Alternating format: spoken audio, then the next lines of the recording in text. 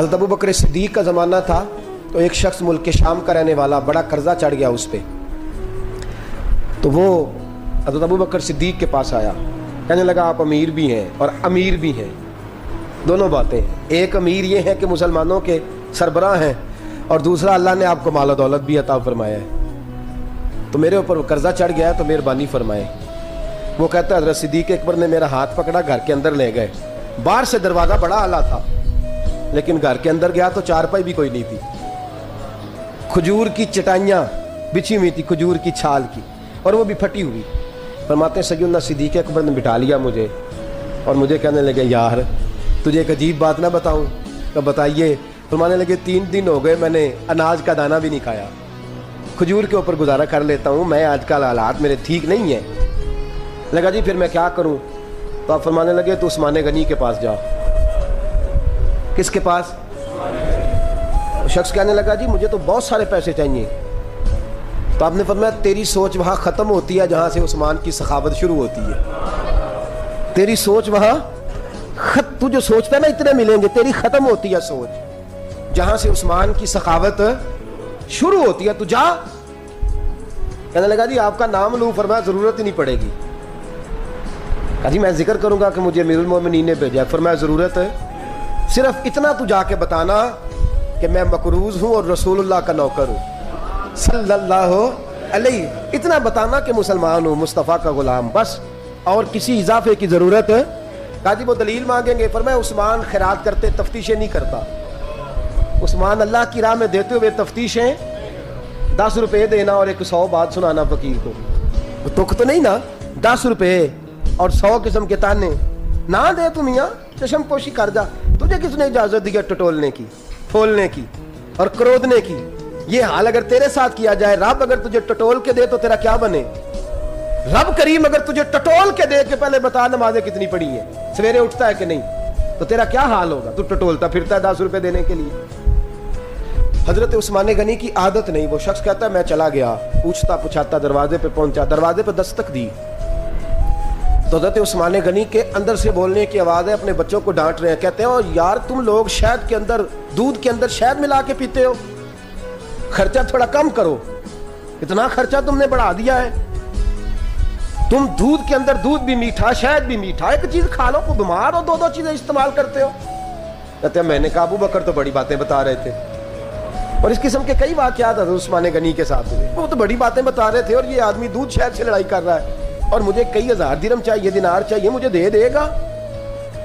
فرماتے ہیں اب وہ ڈانٹ کے باہر آئے، میں دروازے پہ تھا، آتے ہی کہنے لگے میں آیا نا تو جب میں نے السلام علیکم کہا تو وہ سمجھ گئے میں مسلمان ہوں۔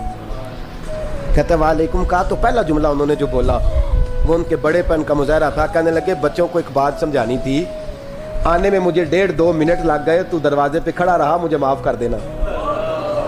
بڑے لوگوں کی بڑی باتیں، بڑے لوگوں کی بڑی باتیں، اتنا بڑا قد ہے اتنا بڑا اخلاق ہے۔ کہنے لگے تجھے ایک بات بچوں سے کرنے لگ گیا تھا، تجھے انتظار کرنا پڑا، ذرا درگزر کرنا۔ کہتے ہیں پھر انہوں نے دروازہ کھولا، جو اس وقت ان کا ماحول تھا، حویلی کا، ڈرائنگ روم کا، جو بھی، مجھے بٹھایا۔ کہتے ہیں میرے لیے جو پہلی چیز آئی وہ دودھ کے اندر شہد ڈال کے وہ لائے۔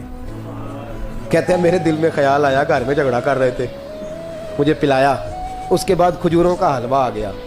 کہتے ہیں میں نے کہا بچوں کو کہہ رہے تھے ایک میٹھی چیز استعمال کرو، میرے لیے 3 آ گئی ہیں، 3 آ گئی، عجیب شخص ہے۔ کہتے ہیں میں لیکن ابھی میرا تصور جمع نہیں، میں نے کہا اتنا تگڑا نہیں جتنا حضرت ابو بکر نے بتایا ہے۔ کہتے ہیں کھلا پلا کے نا پھر پوچھنے لگے کیسے آئے ہو، کیسے آئے ہو؟ تو کہتے ہیں میں نے کہا کہ جناب میں مجبور ہوں، آج بہت سارے لوگ ہیں نا جن کے پاس کسی کی بات سننے کا ٹائم ہی نہیں، کہتے ہیں موٹی موٹی بات کریں، آخری۔ حضرت عثمان غنی پوری کھلا پلا کے کہنے لگے کیسے آنا ہوا؟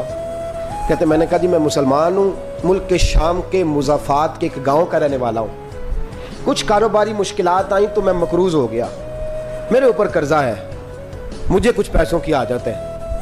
فرمانے لگے میں نے کچھ پیسے کہا، انہوں نے ایک آواز دی تو ان کا غلام آیا، ایک اونٹ کے اوپر لدا ہوا سامان لے کے۔